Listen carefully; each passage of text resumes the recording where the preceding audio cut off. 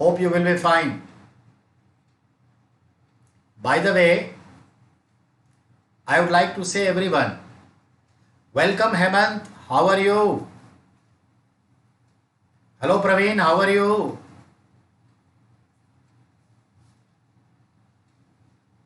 Hi Vinita, welcome. Hi Ritu, welcome. Ramendra, welcome. Welcome to everyone. Hi Rahul, most welcome to you. Welcome to all. Okay, now listen carefully. As I think the demand of nowadays online courses, I also accepted these challenges and ready for to express my views about that. Listen carefully what I am saying to you. This is bilingual class. Hindi और English दोनों में मैं बात करूंगा आपसे ताकि दोनों लोगों को अच्छी समझ हो। ये NCERT का जो कोर्स हमने लॉन्च किया है जिसमें क्लास 4 से लेकर के स्टैंडर्ड 12th तक के जो सोशल साइंस से रिलेटेड बुक्स है उसके चैप्टर्स को हम पैराग्राफ वाइज एनालाइज करेंगे, उसके एब्स्ट्रैक्ट को समझेंगे, इसे इंटरेस्टेड बनाएंगे, इंटरेस्टिंग, और इससे क्वेश्चन कैसे फॉर्म होगा वो भी समझाएंगे। इसके कुछ कीवर्ड्स होंगे जिसे हम कीवर्ड्स को पकड़ेंगे और उसके आगे सवाल बनाएंगे। वन थिंग मोर, ठीक है। अब दूसरी बातों को समझिए, इसके अलावे समझिए क्लास 6 से 12 तक की तो होगी सोशल साइंस, जिसका अर्थ हमारा ये हुआ geography, history, political science, so called civics, polity and economics. But class 3, class 4, class 5 में एक ही सोशल साइंस की बुक होती है, that's considered environmental study. Environment, पर्यावरण। मैंने क्या कहा? क्लास 3, 4, 5 में सोशल साइंस की एक ही पुस्तक होती है, हमारा पर्यावरण, आवर एनवायरमेंट, वो हम लोग पढ़ेंगे। जब आप 5th के बाद 6th क्लास में आते हैं तो 4 किताबें होती हैं, geography, history, polity and economics togetherly, and the 4th one is science, पढ़ेंगे हम लोग। 7th में क्लास 5 बुक्स हो जाती है, 8th में 5 बुक्स हो जाता है, फिर 9th से 4, 10th में 4, और फिर 11th में 4, और फिर 12th में 5-6 किताबें हो जाती हैं। तो ये सारी किताबें लगभग 35 बुक्स जो है ये हम लोग पढ़ेंगे, चैप्टर वाइज पढ़ेंगे, बाइलिंगुअल पढ़ेंगे। पर आज हमने जो डेमो क्लास के तौर पर या ट्रायल क्लास आप समझ लीजिए, 21 में, 22 में, 23 में, all 3 days it is demo class. Anybody can come to watch this video live and record it. But after 23rd it will be restricted only for admitted students. NCERT जो basic है, आप किसी से भी पूछिएगा क्या कर रहे हो IAS की तैयारी, तो पहले NCERT पढ़ो। NCERT बेसिक है, डायरेक्ट वहीं से क्वेश्चन आता है, बिल्कुल सही। स्टेट सिविल सर्विस NCERT पढ़ी, और जब टीचिंग एग्जाम आता है, छोटा सा एग्जाम CTET पेपर 1 प्री, तो भी वही सवाल। क्लास 2 से लेके 5th तक के EVS वाले पार्ट आ जाते हैं क्वेश्चन। KVS केंद्रीय विद्यालय संगठन का जब आप पेपर 1 PRT का एग्जाम देते हैं तो एज इट इज वो आ जाता है, प्लस करंट अफेयर्स भी आते हैं, GK भी आते हैं, और एनवायरमेंटल स्टडीज भी आ जाता है। ठीक वैसे ही जब पेपर 2 CTET देते हैं TGT के लिए, तो सोशल साइंस के 60 क्वेश्चंस एज इट इज इन्हीं NCERT से क्लास 5th 6 से लेकर के 10th तक पढ़ लेना चाहिए। गलती हम लोग करते हैं कि 8th तक पढ़ते हैं TGT के लिए, नहीं, 10th तक जरूर पढ़ना चाहिए। और मैं तो कहता हूं 12th तक आपकी कमांड होनी चाहिए। बाय द वे पीजीटी के लिए तो 11 12 ही नहीं, क्लास 6 से लेकर 12th तक पढ़िए, क्योंकि देखिए क्लास 6 में अगर चीज़ों को हल्के ढंग से समझाया गया है, वही क्लास 9th में थोड़ा कॉम्प्लिकेशन से स्टार्ट हो जाते हैं, ब्रॉडली उसको अब हम समझाते हैं, और 12th आते आते चीज़ों को गहरे तरीके से समझाया जाता है। तो एक्चुअली टॉपिक वही होता है, कॉम्प्लिकेशंस बढ़ते जाते हैं, मेरे कहने का ये मतलब है, कॉम्प्लिकेशंस बढ़ते जाते हैं। Bye the way one thing more, आज हमने डेमो के पॉइंट ऑफ व्यू से चौथी क्लास से 12वीं के बीच से 6 क्लास को उठाया है, और फिर कल जो है 9th क्लास या 8th क्लास, जैसा आप लोग का सजेशन आएगा उसे उठा लूंगा, चाहे हिस्ट्री बोलिए या सब्जेक्ट बोलिए, जो भी सब्जेक्ट बोलिए कोई है। फिर एक 12th क्लास को उठा लूंगा। तो 3 दिन में 3 अलग अलग विषय उठाइए, अलग अलग स्टैंडर्ड उठाइए, ताकि हम लोग समझ सके कि हर विषय को कैसे पढ़ना है। ठीक है, आज 1 घंटे की क्लास है और हम चाहेंगे कि 2 चैप्टर को सॉल्व करें। छोटा सा चैप्टर है, इजिली सॉल्व हो जाएगा, ध्यान से सुनिएगा। तो टीचर के हर एग्जाम्स में एनसीईआरटी, आईएसपीसीएस में एनसीईआरटी, कहीं भी बेसिक जाइए एनसीईआरटी सवाल है। और जो हमारे एकेडमिक बच्चे हैं, जो ऑलरेडी क्लास 6 से लेकर के 12th तक कहीं ना कहीं पढ़ रहे हैं, आप ही के फैमिली के बच्चे होंगे कहीं भी, तो उनको भी कहिए कि ये वॉच करें, देखें, उन्हें भी दिखाइएगा recorded video, that is very important. अब इसमें हम 2 तरह से बात करेंगे, एक तो फैक्चुअल जो तथ्यपरक प्रश्न है, तो तथ्यपरक प्रश्न फैक्चुअल को भी हम देखेंगे, और एक होता है कंसेप्चुअल यानी अवधारणात्मक। अवधारणात्मक मतलब कॉन्सेप्ट कैसा है, इस पर याद रखिएगा।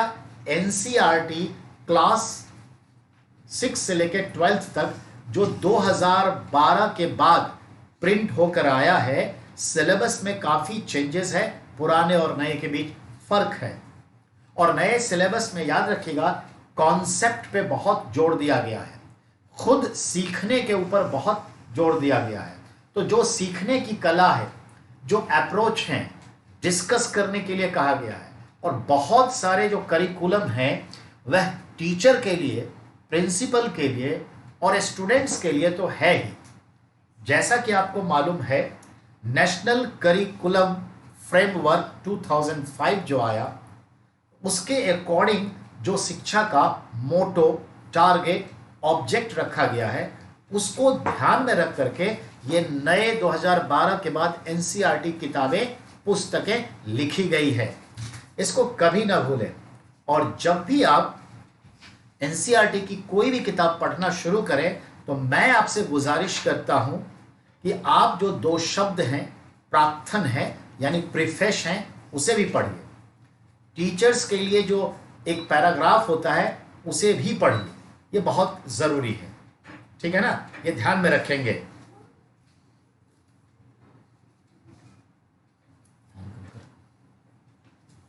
ठीक है, अब ध्यान दें। ठीक है, अब सुनिए, आज का विषय हमने जो उठाया है उस पर ध्यान दीजिए। एनसीईआरटी बेसिक उठाना है।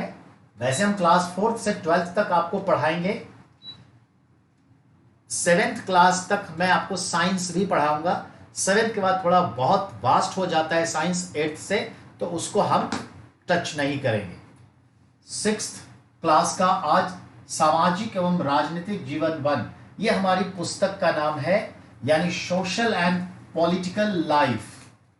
I am talking about social and political life 1। Social and political life book class 6 की जो है, यानी कि पॉलिटिकल यानी सिविक्स भी आ गया, और समाज के कुछ इकोनॉमिक यानी लोगों का जीवन यापन, लाइवलीहुड का तरीका, ये सब थोड़ा आ गया। तो इसमें थोड़ा सा एडमिनिस्ट्रेशन है, गवर्नमेंट है, लाइफ लिविंग का अंदाज है, ड्रेस सेंस से लेकर खाने पीने से लेकर के उसकी जो कमर्शियल एक्टिविटीज़ है, इकोनॉमिक एक्टिविटीज़ है, तो पॉलिटिकल सोशल दोनों लाइफ है इसमें। तो ये याद रखना है, नाम है। इसके अंदर देयर आर 4 यूनिट्स, और हर यूनिट में 2, किसी में 3, टोटल 9 चैप्टर्स हैं। फर्स्ट यूनिट आपके 2 चैप्टर्स आते हैं। फर्स्ट यूनिट में आपका है विविधता की समझ, understanding of diversity, that is chapter first under first unit. Second chapter is विविधता एवं भेदभाव, distinguish differences and diversity. This is chapter second under unit. तो एक्चुअली डाइवर्सिटी एंड डिफरेंसेस ये दोनों एक दूसरे से क्या है, बंधे हुए हैं, को रिलेटेड है. तो इसको यूनिट 1 में डाला. यूनिट सेकेंड में टाइटल दिया है गवर्नमेंट, सरकार. और सरकार क्या है ये चैप्टर थर्ड है. और लोकतांत्रिक सरकार क्या होता है ये चैप्टर फोर्थ है. What is democratic government, what is government, that is दोनों एक दूसरे से मिले हुए हैं. तो ये अब आइए यूनिट थर्ड में 3 चैप्टर्स हैं. फर्स्ट है लोकल गवर्नमेंट एंड एडमिनिस्ट्रेशन. तो लोकल गवर्नमेंट एंड एडमिनिस्ट्रेशन जो है वो टॉपिक है यूनिट थर्ड का. उसके 3 चैप्टर में पहला आता है पंचायती राज व्यवस्था, पंचायती राज सिस्टम. सेकेंड इज गांव का प्रशासन यानी administration in Panchayati Raj system. और थर्ड चैप्टर कहता है नगर प्रशासन यानी कि urban administration, city administration. All these 3 including one that is called local government, that is called local government, स्थानीय सरकार. ये ध्यान रखें. और वो कैसे काम करती है, कैसे प्रशासन चलता है. And your fourth unit that is called the आजीविकाएं यानी लाइवलीहुड इन इंग्लिश. और आजीविकाएं से मतलब यह है ग्रामीण क्षेत्रों के लोग किस तरह से अपना जीवन यापन करते हैं और शहरी क्षेत्र के लोग की आजीविका क्या होती है. ये 2 चैप्टर है. You know understand very well. Definitely too much distinguish between urban and rural area about its livelihood. तो there livelihood is very different. लोग, मैं शहर में हूं, ऑनलाइन पढ़ाई कर रहा हूं, टीचिंग कर रहा हूं, नॉन एग्रीकल्चर बेस्ड एक्टिविटीज है. अब गांव में हमारा भाई है, वकील है, फिर भी वो एग्रीकल्चर से रिलेटेड एक्टिविटीज में भी इंक्लूडेड है, शामिल है. तो देखा ये डिफरेंट सिनेरियोज है, उसके ऊपर बात हो. चलिए, ये तो आप यूनिट और चैप्टर से इंट्रोड्यूस हो गए. अब अगले पॉइंट पर आइए. मैं आपको ये बताना चाहता हूं कि जब भी आप कोई भी एनसीईआरटी की पुस्तकें पढ़िए तो यूं नहीं सीधा चैप्टर पे गए और पढ़ना शुरू कर दिया. 2-4 ऐसी चीजें एक्स्ट्रा पेज एडिशनली अटैच है आपकी किताब में जो ना चाहते हुए भी आपका ध्यान खींचता है और आपको उसे पढ़ना चाहिए. जैसे पेज पलटेंगे तो आपके पास आएगा क्या, यू नो वेल, आएगा आपके पास सिटीजन्स फंडामेंटल ड्यूटीज यानी नागरिकों के मूल कर्तव्य क्या हैं. हर बार आपको पढ़ने का मौका मिलेगा. There are 11 duties. 11th duties क्या है, टोटली रिलेटेड टू एजुकेशन. यही है ना, नेशनल कैरिकुलम फ्रेमवर्क के तहत उसको इंपॉर्टेंस देते हुए 2002 में 86th अमेंडमेंट के अकॉर्डिंग यही कहा ना कि जो भी गार्जियन है, माता पिता हैं या ट्रस्टी हैं, अगर उनका पास कोई भी 6 to 14 ईयर्स के चिल्ड्रन हैं तो उन बच्चों को प्राइमरी एजुकेशन देने का कर्तव्य ये माता पिता, गार्जियन या फिर ट्रस्टी का है. तो ये चीज कहा गया है. ठीक है, तो ये ध्यान में रखिएगा. अब हम चैप्टर की ओर बढ़े. ठीक है, चैप्टर की ओर बढ़े. गौर फरमाएंगे आप सभी लोग. जो फर्स्ट चैप्टर है विविधता की समझ, अंडरस्टैंडिंग ऑफ डाइवर्सिटी. तो याद रखिएगा विविधता ये यूनिट का नाम भी है और उसका फर्स्ट चैप्टर का नाम है विविधता की समझ, अंडरस्टैंडिंग ऑफ डाइवर्सिटी. सबसे पहले तो आप एक बात समझ लीजिए, जब आप पढ़ने जा रहे हैं तो कभी भी कोई भी पूछे कि what is the best feature, most prominent feature of India, तो 2 बातों को ध्यान में रखिएगा. यूनिटी विद इन डाइवर्सिटी या इन डाइवर्सिटी. भारत की जो सबसे बड़ी पहचान है, the strength of India, it is unity in diversity यानी विविधताओं में एकता. बिल्कुल सही। That's it. अगर इसको छोटे लेवल पर समझे तो बहुत सिंपल है। एक फैमिली है, हमारी, आपकी, किसी की। पिताजी की अलग अलग चॉइसेस है, कपड़े लत्ते से लेके खान पान, रहन सहन, उठना बैठना, बुक वगैरह पढ़ने का तौर तरीका और सब्जेक्ट सब अलग है। माताओं के यानी माँ के अलग होते हैं। बच्चे जब बड़े होते हैं तो लड़कियों का अलग, लड़कों का अलग। अगर भाई कई हैं तो हर भाई के सोच विचार, समझ, पहनावा, ओढ़ना सब अलग। लेकिन सबका खान पान भी अलग।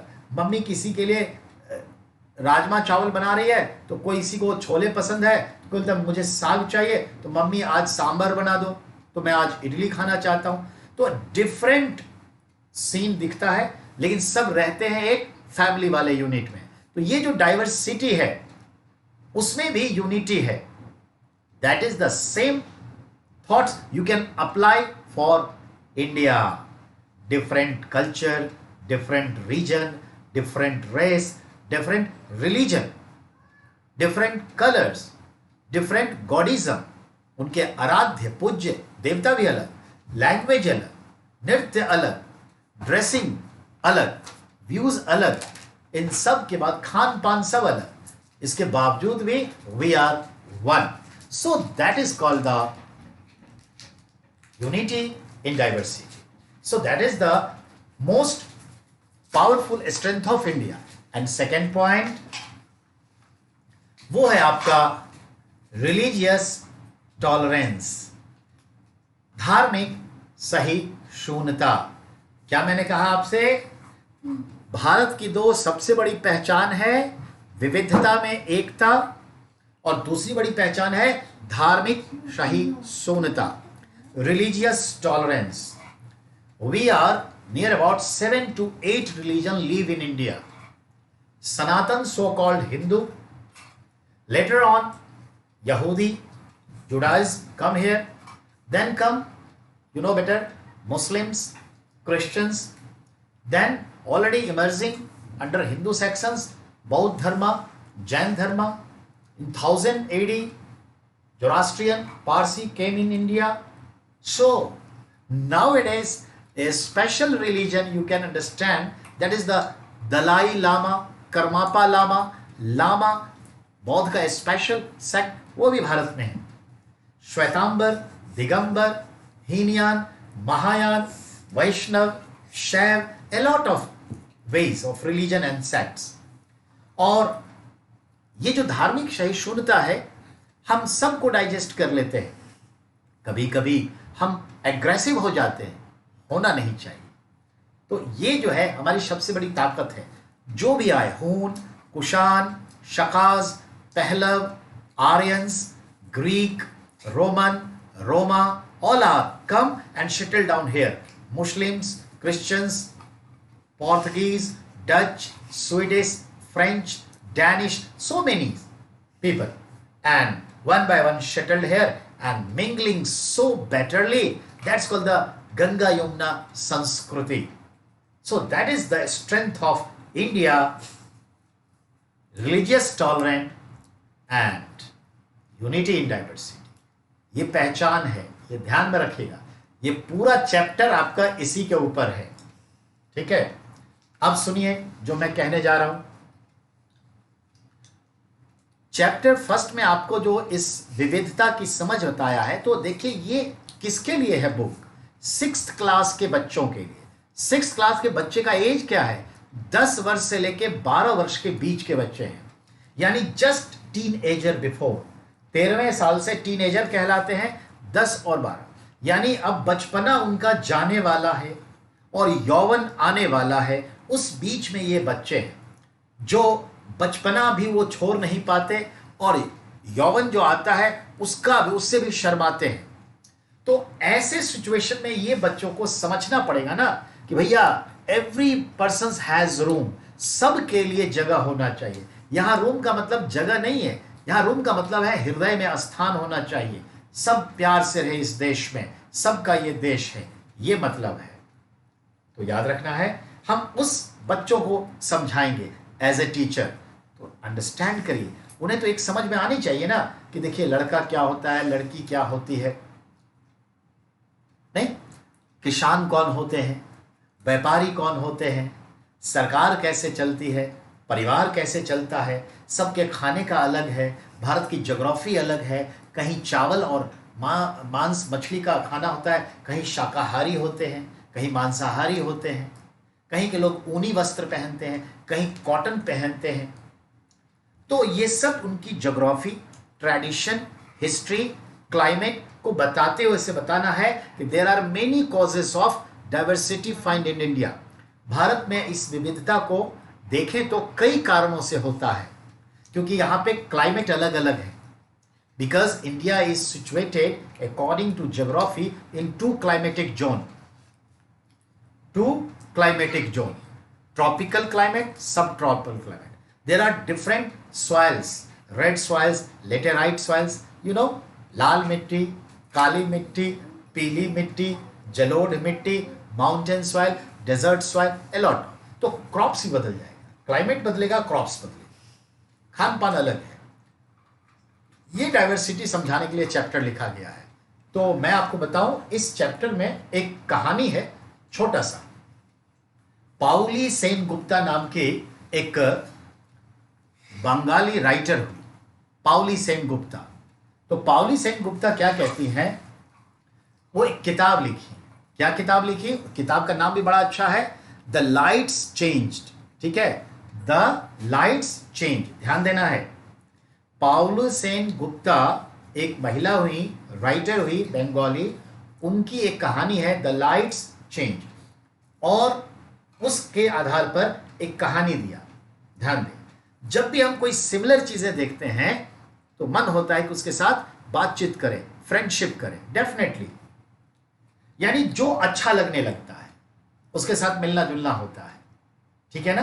तो ध्यान रखेंगे, एक बच्चा जब एक ही भाषा का हो, एक ही पहनावे जैसा हो, एक ही उम्र का हो, एक ही क्लास में हो, ये सब बहुत सारे कॉजेज हैं, एक ही कल्चर का हो, तो वो आपस में दोस्ती करते हैं। तो यहां पर ध्यान देंगे, इस कहानी से संदर्भित एक छोटा सा स्टोरी डाइवर्सिटी को समझाने के लिए किया गया है। इस स्टोरी में दो लड़के हैं, बिल्कुल 10-12 साल के लड़के हैं। दोनों का नाम समीर है, और समीर नाम इतने अच्छे से चूज किया गया है कि ये नाम हिंदू बच्चों का भी रखा जाता है और मुस्लिम बच्चों में भी समीर नाम रखा जाता है। वैसे समीर का अर्थ ठंडी हवा का झोंका होता है, जिसको ब्रिज कहते हैं इंग्लिश में। ठीक है, तो समीर जो है एक, वो आप जानते ही हैं क्या करता है, वो इंग्लिश मीडियम में पढ़ता है, स्कूल में पढ़ता है और साइकिल भी चलाता है। और समीर 2 जो है वो क्या है, तो समीर 2 एक मुस्लिम बॉय है। वो नहीं स्कूल गया, नहीं पढ़ता है। अब सवाल है कि एक स्कूलेबल है, एक नॉन स्कूलेबल है, दोनों की उम्र बराबर है, दोनों लड़के हैं, दोनों का नाम एक है। अब आइए, जो समीर 1 है वो अखबार लेने के लिए रेड लाइट पर जो एक लड़का अखबार बेचता है, उसे अखबार लेने आता है रोज, हिंदी का अखबार। तो वो साइकिल से आता है, बन ठन के कपड़े लत्ते पहन के आता है, तो इंग्लिश का अखबार लेता है। लेकिन एक दिन जो अखबार बेच रहा है, जो मुस्लिम लड़का है, थोड़ा फटे हाल है, और वो पूछ लेता है कि आपको हिंदी मालूम है? बोला हाँ। तो हिंदी मालूम होने से दोस्ती हो गई, क्योंकि भाषा अब अभिव्यक्ति का माध्यम होता है। फिर उसके बाद पता चला कि तुमको हिंदी भी आती है, हनुमान के ऊपर बातचीत होती है और दोस्ती बढ़ जाती है। तो आपसे जो सवाल पूछ रहा है बच्चों के थ्रू, वो ये कि दोनों समीर का सिमिलैरिटीज क्या है। ये तो नहीं पूछा, पर आप जान के रखिए ना, दोनों बॉयज हैं, टीनेजर है, और दोनों के नाम समीर है, और दोनों की मुलाकात हर दिन सुबह अखबार बेचने खरीदने के समय हो ही जाती है, और एक ही शहर का है। चलिए, अब दोनों में डिफरेंस क्या है, तो दोनों के डिफरेंस को देखिए। समीर 1 इंग्लिश मीडियम, स्कूलेबल, साइकिल चढ़ता है, वेल ड्रेस्ड, वेल मैनर है। समीर 2 मुस्लिम लड़का है, अनपढ़ है, पढ़ा लिखा नहीं, स्कूल नहीं गया, और अपने ऑक्यूपेशन के लिए, परिवार चलाने के लिए क्या करता है, अखबार, वो अखबार बेचता है, और दोनों की दोस्ती होती है। लेकिन आपको ही मालूम है वो थोड़ा बहुत अखबार का हेडलाइंस बोल करके बेचता रहता है, और पता चला एक दिन दोनों आए मिले अखबार बेचने खरीदने के साथ, तो मेरठ में दंगा हो गया, हिंदू मुस्लिम राइट हो गया, जिसमें बहुत सारे मुसलमान मारे गए। पढ़ने से ऐसा फील होता है जब आप चैप्टर पढ़ेगा तो समीर मुस्लिम है जो अखबार बेच रहा है, उसको तकलीफ हुई कि ये गलत हुआ, और दोनों में एक इरिटेशन स्टार्ट हुआ। देखा आपने, दोस्ती के लिए कोई बहाना नहीं होता, दुश्मनी के लिए हजार बहाने होते हैं। और फिर मन में खटास आ गया कि इसने इसको मार दिया। तो कहने का मतलब है इससे बच्चों पर क्या असर पड़ेगा? जहां दोस्ती है वहां किस बात का गम, चाहे लाख हम लोग झगड़ा कर ले फिर साथ रहे। ये शिक्षा देनी है बच्चों को।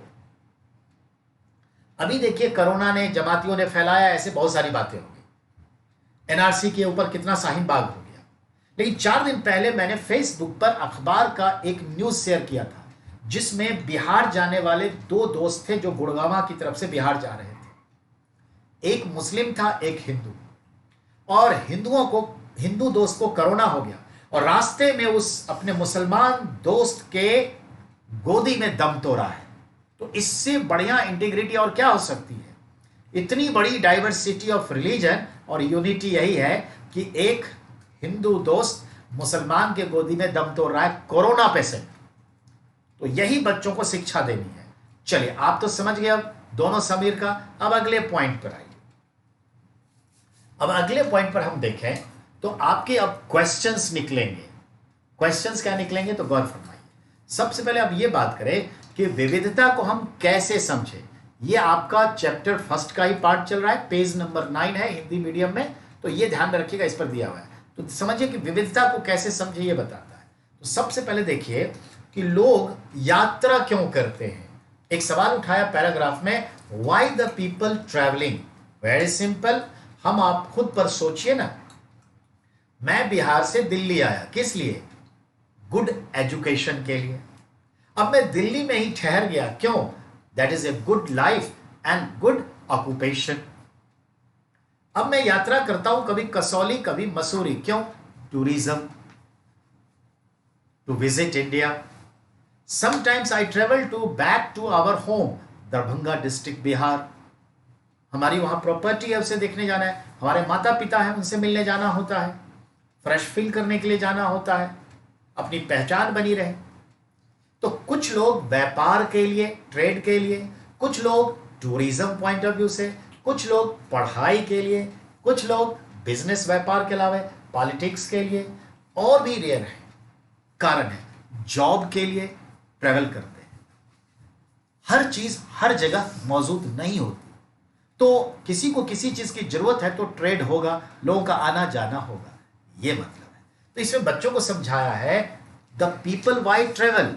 तो हजारों साल पहले भी लोग यात्रा करते थे, उसके पीछे there are following reasons, and today the same reasons we travel across not India, even across the world, and want to be travel on moon, in a space, in Asgardia. You know असगार्दिया?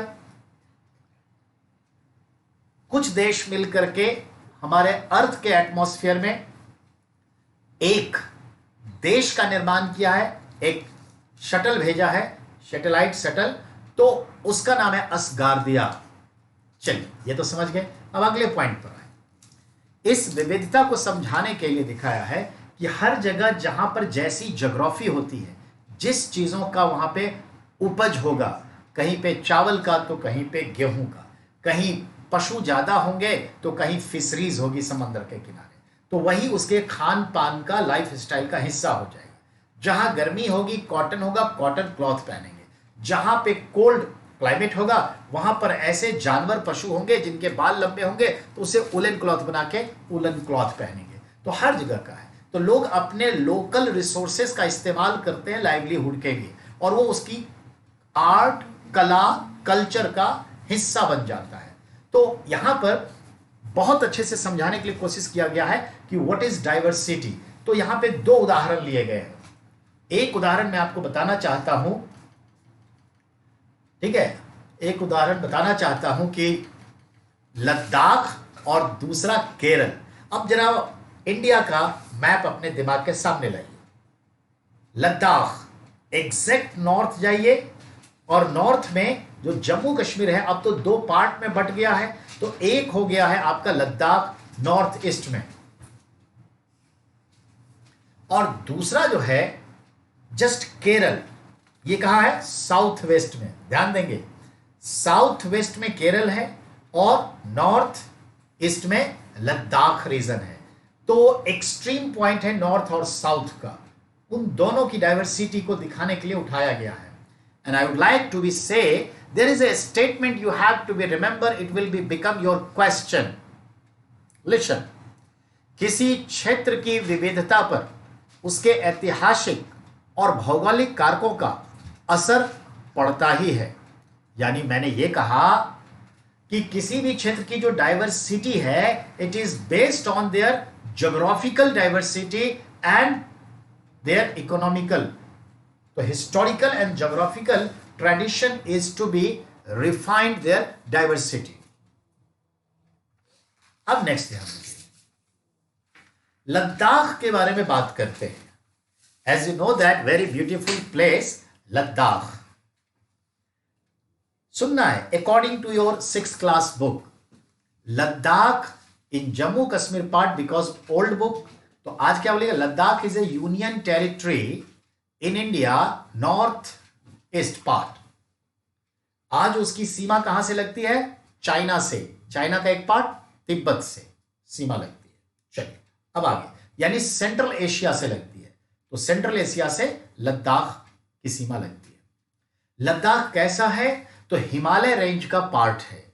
एक क्या है? Mountain desert area है, पहाड़ी रेगिस्तान है। इसको हम लोग क्या कहते हैं? पथरीला रेगिस्तान, रॉकी डेजर्ट।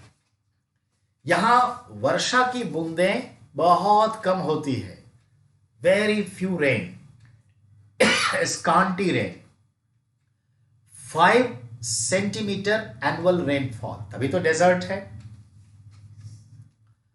अब यहां इस डेजर्ट में तो है ही, लेकिन साल के 10-12 मतलब 12 महीने में 6-7 महीने बर्फ से ढका रहता है, कवर्ड विद स्नो।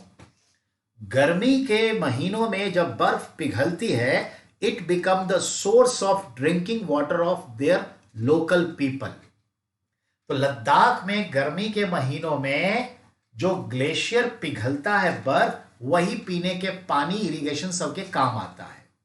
अब तो बर्फ पे निर्भर है वहां के लोग। दूसरा मैंने कहा वहां पेड़ पौधे बहुत ही कम हैं, पेड़ पौधे बहुत ही कम है, एक बात। अब अगला आइए, वहां पर एक भेड़ पाया जाता है जिसका नाम है pashmina, according to your book. तो पश्मीना क्या है? एक भेड़ का क्वालिटी है, नाम है, रेस है। वैसे ये बकरी है, गोट है, लेकिन आप छठी किताब के हिसाब से पढ़िए, एनसीईआरटी के हिसाब से, तो ये भेड़ है पश्मीना। और पश्मीना के बाल ये लोग कटिंग करके इससे बहुत सारे ऊनी क्लॉथ, वुलन गारमेंट्स बनाते हैं, शॉल बनाते हैं। लेकिन एक्चुअली लद्दाख के लोग ये सारे पश्मीना के बाल श्रीनगर वालों को बेच देते हैं, श्रीनगर के व्यापारी से खरीद लेते हैं और शॉल बनाते हैं। अब आइए, लद्दाख के लोगों के लाइवलीहुड में एक और चीज क्या है? Generally they are cattling, cow, goat and yak. ये लोग क्या पालते हैं? याक। दूसरा क्या पालते हैं? बकरी। और तीसरा गाय पालते हैं। ये भी पॉइंट क्लियर हो गया। अब अगले पॉइंट पर आइए। अब अगला पॉइंट कहता है कि लद्दाख वाले रीजन में कई माउंटेन वैलीज हैं और कई जो हैं पासेस हैं। पासेस मतलब पहाड़ी रास्ता, दर्रा। आपने नाम सुना होगा ना, खैबर दर्रा, जोजिला दर्रा, बोलन दर्रा, पीर पंजाल पास, सीपकीला, नाकुला, लिपुलेखला, नहीं बाराला, नहीं काराकोरमला।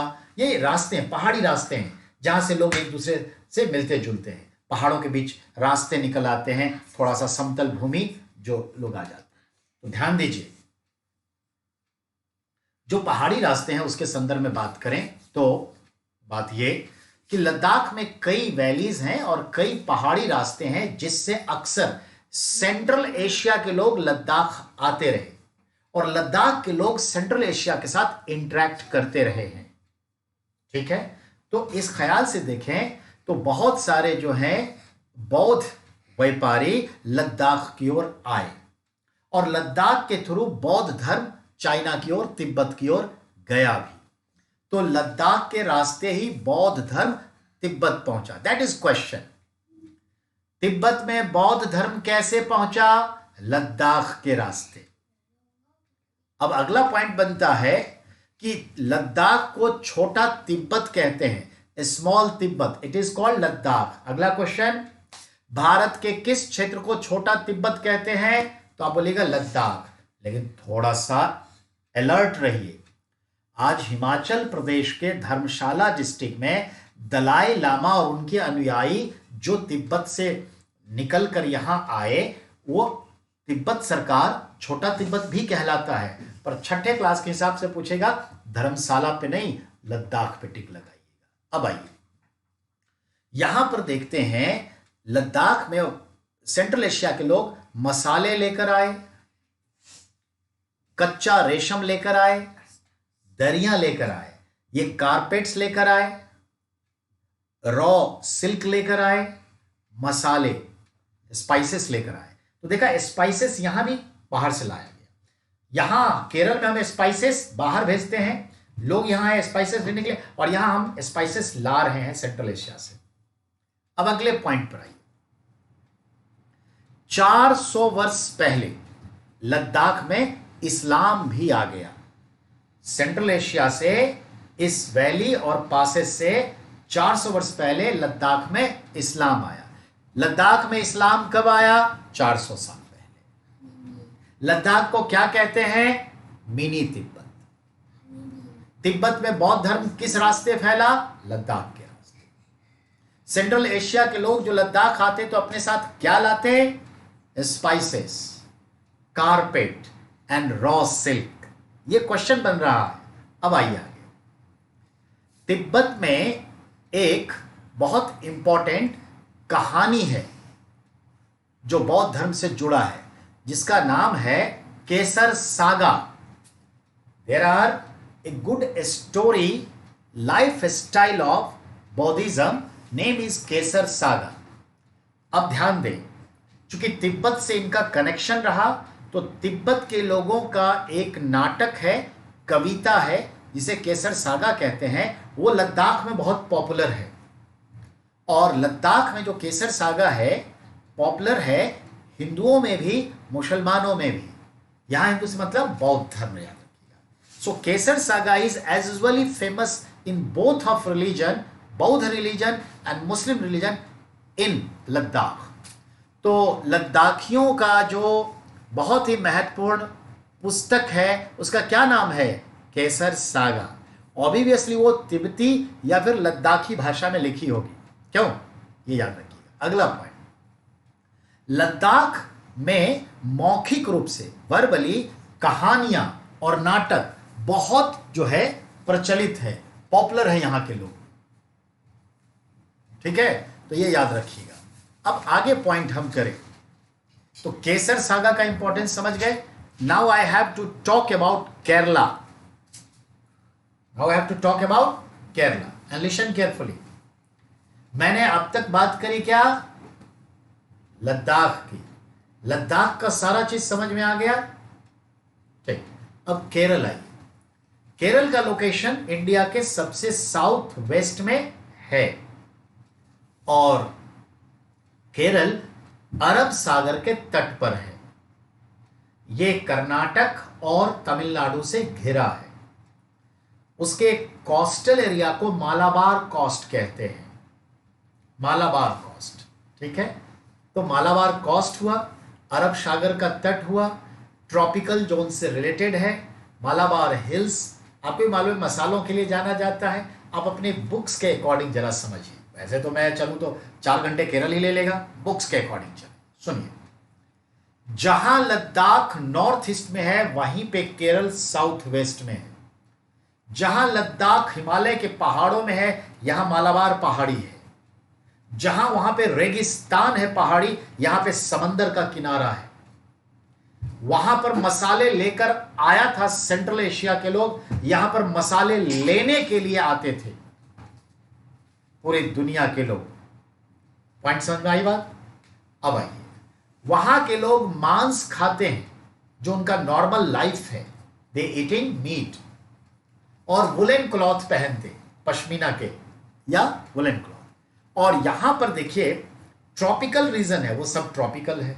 इस ट्रॉपिकल रीजन में हम देखते हैं उष्ण कटिबंध में गर्मी बहुत है, तो ये श्वेत वस्त्र, सूती वस्त्र पहनते हैं। वहां बारिश की बूंदें नहीं होती ढंग से, ग्लेशियर वहां बनता है और बारिश 5 सेंटीमीटर एनुअल है, that is too much scanty rainfall. वहां पेड़ पौधे नहीं होते। अब केरल आइए, जंगल ही जंगल है, बारिश ही बारिश है। एवरेज रेनफॉल एनुअल केरला का 400 सेंटीमीटर है, ठीक है। वहां पानी के लिए तरसते हैं लद्दाख में, यहां पानी तो पानी ही पानी है, नदियां ही नदियां हैं, बारिश ही बारिश है। समझ में आई बात? अब आइए, अब हम देखते हैं केरला जाना जाता है ब्लैक पेपर, काली मिर्च के लिए, लौंग के लिए, क्लोव के लिए, और जाना जाता है कार्डमम, इलायची के लिए, मतलब सारे मसाले के लिए। लेकिन खास करके आपके बुक में हाईलाइट किया ब्लैक पेपर। रिमेंबर, काली मिर्च को आप गोल मिर्च, ब्लैक पेपर कहते हैं, और इसे ही कहते हैं अंग्रेज लोग, यूरोप के लोग जब व्यापार करते थे ले जाते ब्लैक गोल्ड, काला सोना। और हमारे संस्कृत की पुस्तकों में उसे कहा गया है यवन प्रिय, जो यूनान के लोगों को, यूरोप के लोगों को प्रिय मसाला है, यवन प्रिय, ये ध्यान में रखिएगा, ठीक है। तो चलिए, तो ब्लैक पेपर सबसे ज्यादा यही एक्सपोर्ट होता था। फिर देखिए जो क्लोव है, ठीक है, वो भी है, और इलायची की पहाड़ी है। केरल में तो कार्डमम हिल्स है, इलायची की पहाड़ी ही नाम है, मसाला वैली है, घाटी है। अभी डिटेल नहीं करेंगे, इस चैप्टर को फिनिश करना है विद इन द टाइम। डिसिप्लिनरीज भी बहुत इंपॉर्टेंट है, टाइम मैनेजमेंट, तो ध्यान दें। तो लद्दाख से केरल की तुलना देख लिया। अब केरल में जो लोग आए, यही मसाला जो है लोगों को केरल खींच लाया।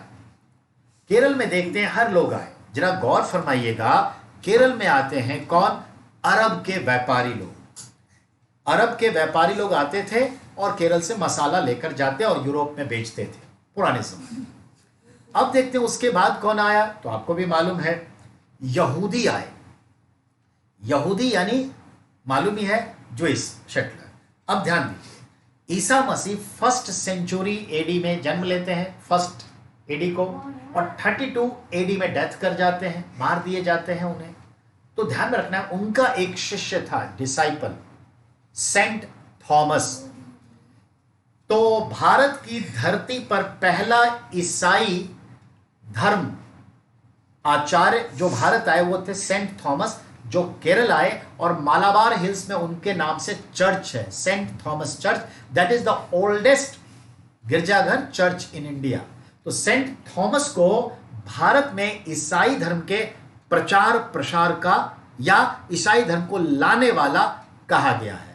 सो सेंट थॉमस ईसाई धर्म को भारत लाए, केरल में आए। अब अगले पॉइंट पर आइए, अगला पॉइंट क्या है? तो सेंट थॉमस की बात हो गई। अब समय के साथ पुर्तगीज आए, वास्को डी गामा आया, यहूदी आए, मुस्लिम्स व्यापारी आए। तो इस तरह से देखते हैं कि केरल में भी कई रिलीजन आ गए। अरबियन आए थे, मुस्लिम्स आए, फिर आपके बौद्ध धर्मी हैं, हिंदू धर्म है, क्रिश्चियन है, मुस्लिम्स हैं, ये सभी जाति धर्म के लोग हैं। तो वहां भी एक कंपोजिट कल्चर डेवलप हो गया और केरला का कल्चर रिच होता चला गया। अब आइए, अब देखते हैं केरल में समंदर का किनारा है, फिश, नदियां बहुत है, तो मछली वहां का सामान्य भोजन है। राइस एंड फिश, मछली और चावल खूब खाते हैं, वेजिटेबल्स और राइस भी खूब खाते हैं, चावल और सब्जियां खूब खाते हैं। एक तो ये बात हो गई। अब अगले पॉइंट पर आइए। समय के साथ हम देखते हैं वास्को डी गामा आया था, जो 1498 को 17 मई को पहुंचा था कालीकट जमोरिन के शासन में। अब आइए, अब अगले पॉइंट पर आते हैं। केरल में इसी मसाले को ध्यान में रखते हुए चीन के व्यापारी लोग भी आए, चीन के भी लोग आए। तो Chinese trader visit in Kerala. I would like to be say, आपने मार्को पोलो का नाम सुना होगा, जो इटली का एक ट्रैवलर था, चाइना होते हुए फिर वो साउथ इंडिया में तमिलनाडु और केरल आया था और वहां से बैक होके चीन चला गया। तो I would like to be say कि Chinese trader also visit India, और चाइना के लोग जो यहां आए तो चाइनीज स्टाइल के जो फिशिंग नेट होता है वो केरल के लोग भी उसको अडॉप्ट कर लिए।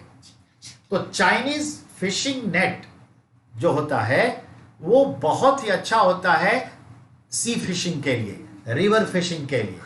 तो कुल मिला के बात है कि एक केरल में चीना वाला मतलब होता है फिशिंग नेट जो चाइना से आया। तो चीना वाला क्या है? तो Chinese fishing net in Kerala, that's come from China.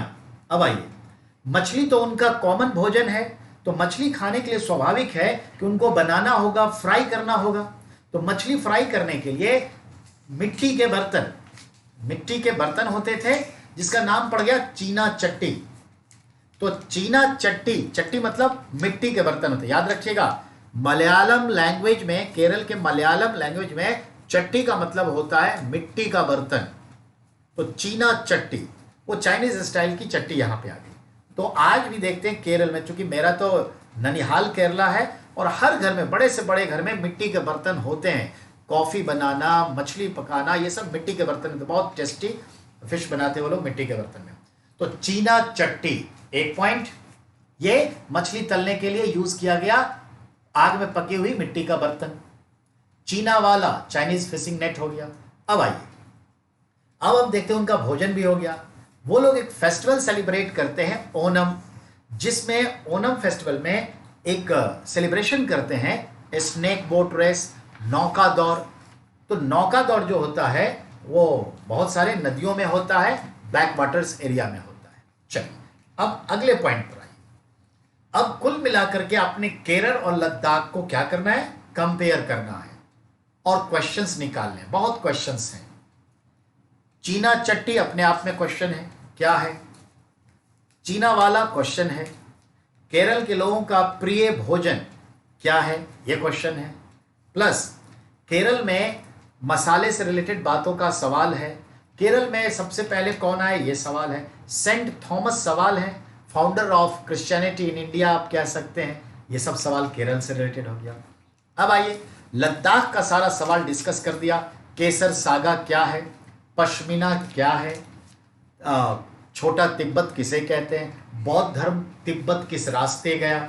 Central Asia से कैसे रिलेट किया? उसकी ज्योग्राफी, उसका हिस्ट्री, उसका लाइफ स्टाइल, सब, उसका आर्ट, कल्चर, खाना पीना, ठीक केरला का। ये कंपेयरली करिएगा, यहां से सवाल तय है। ठीक है, अब आगे आइए। अब अगला जो है आपका विविधता में एकता का सवाल होता है। तो याद रखिए, किसी भी क्षेत्र के सांस्कृतिक जीवन का उसके इतिहास और भूगोल पे गहरा प्रभाव होता है। बिल्कुल, मेरा जो कल्चर है वो मेरा इतिहास हम पर हावी है, मेरा भूगोल हम पे हावी है। मैं गांव में रहा, बिहार में रहा, तो वहां का जो कल्चर है, जो ट्रेडिशन है, लाइफ स्टाइल है, और जो मेरा फैमिली और इंडिया और बिहार का जो हिस्ट्री रहा, वो मुझे इंस्पायर करता है। तो इस तरह से हमारा जो कल्चर है उसमें हमारी भूगोल और हमारे इतिहास का सबसे बड़ा हाथ है, प्रभाव है। चलिए, तो विविधता में एकता को समझिए। तो यही चीजें जो भारत में जो डाइवर्सिटी है, इसके बावजूद वी आर वन, ये चीजें। I would like to be say, आपके चैप्टर में एक गीत है, हम इसे कविता नहीं कहेंगे। जब आप कविता कहते हैं तो एक्चुअली ये खुशी का बोध देता है, लेकिन ये गीत है। और गीत क्या है वो मैं आपको बताता हूं। दीन खून के हमारे प्यारे भूल न जाना, खुशियों में अपनी हम पर आंसू बहा के जाना। ये दो पंक्ति से शुरुआत है और आखिरी पंक्ति के तौर पर दिया है, कुछ जेल में पड़े हैं, कुछ कब्र में गए हैं, कुछ कब्र में गड़े हैं, दो बूंद आंसू उन पर प्यारे बहा के जाना, दीन खून के हमारे भूल न जाना। एक्चुअली ये इप्टा नाम की एक संस्था है। इप्टा मालूम है? इप्टा इप्टा संस्था का मतलब होता है इंडियन पीपल्स थिएटर एसोसिएशन, जो 1 अगस्त 1943 को दिल्ली में एस्टैब्लिश्ड हुआ, जिसे हम हिंदी में कहते हैं भारतीय जन नाट्य संघ। तो याद रखिएगा 25 मई, नॉट 1 अगस्त, 25 मई जो आने वाला है 1943 इप्टा का स्थापना हुआ। तो ये लोग नाटक करते वहां से ये उठाया। लेकिन दीन खून के प्यारे, remember this poem chanted by the people of Amritsar just after Jallianwala massacre in Punjab. तो 1919 में 13 अप्रैल को जलियांवाला बाग नरसंहार मासाकर हुआ था। उसके बाद वहां के हमारे जो भारतीय लोग थे, अमृतसर के स्थानीय लोग, उन्होंने ये गीत गाया था। तो ध्यान में रखिएगा। तो कौन सा वो गीत था जो जलियांवाला हत्याकांड के बाद अमृतसर में गाया गया? दीन खून के प्यारे। अब आइए आगे। जब हमारा देश आजाद हुआ और आजादी का जश्न मनाए और फर्स्ट स्पीच जो है Jawaharlal Nehru as a prime minister of India ने लाल किले से स्पीच पढ़ा, तो वो स्पीच में उन्होंने बड़ी अच्छी बात कही। उस स्पीच में बड़ी अच्छी बात कही, ठीक है। लेकिन इन 1942 Jawaharlal Nehru wrote a book, क्या? भारत एक खोज, जिसको भारत की खोज कहते हैं, डिस्कवरी ऑफ इंडिया। तो याद रखिएगा, डिस्कवरी ऑफ इंडिया 1942 में पंडित जवाहरलाल नेहरू ने लिखी। कहां? During quit India movement he was inside of the jail. कहां का jail? Central jail, Ahmednagar, Maharashtra. तो भारत की खोज नाम की पुस्तक इंग्लिश में लिखी गई, उसका ट्रांसलेशन हिंदी में चलता है, जिसे जवाहरलाल नेहरू ने क्विट इंडिया मूवमेंट के दौरान अहमदनगर जेल में रहते हुए लिखी। और उसमें उन्होंने बड़ी अच्छी बात कही कि भारतीय एकता कोई बाहर से थोपी हुई चीज नहीं है। उन्होंने अपनी इस पुस्तक में लिखी है कि India's unity is not the suppressed things, कोई बाहर से नहीं थोपी है, it is our lifestyle, वो हमारे अंदर है। हमारे इंडिया की जो डाइवर्सिटीज है उससे फेथ क्रिएट हुआ है, जिससे हम यूनाइट होते हैं। और यही चीज को उन्होंने बहुत अच्छे से एलोबरेट किया कि अनेकता में एकता का जो विचार है actually given by Jawaharlal Nehru. याद रखिएगा, unity in diversity, this concept is thought is given by Jawaharlal Nehru, that thoughts we delivered from Bharat Ek Khoj किताब से, भारत की खोज किताब से। तो ये याद रखिएगा। And finally I would like to be say कि भारतीय एकता का ही एक ही अभिव्यक्ति in that sense of that कि यूनिटी इन डाइवर्सिटी, ये ध्यान में रखना है। हमारी बात समझ में आए? By the way I would like to be से